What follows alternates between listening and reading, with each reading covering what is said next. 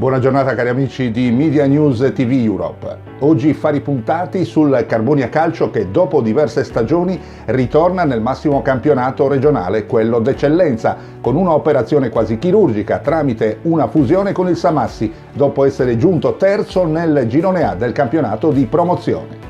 L'unica certezza per gli sportivi che seguono da molto vicino le vicende della gloriosa società del Carbonia Calcio è quella di ritornare in un campionato più blasonato.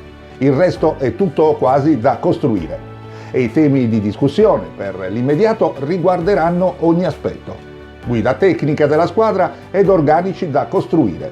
Si preannuncia un inizio estate ricco di spunti, quello della nuova dirigenza biancoblù. Ora però le domande sono d'obbligo: guiderà i biancoblù ancora Fabio Piras o la società punterà su un altro tecnico? Quali giocatori verranno ingaggiati e che ambizioni coltivare per il prossimo campionato?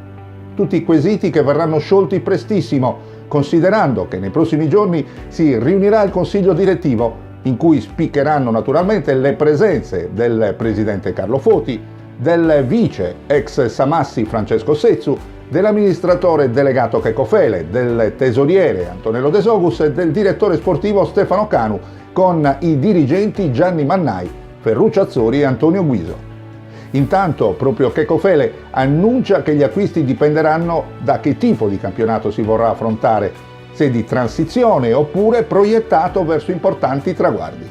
Naturalmente sarà opportuno in primis affrontare il discorso della guida tecnica e di conseguenza anche del mercato. La sensazione è che la campagna di potenziamento non riguarderà un reparto in particolare, ma tutti.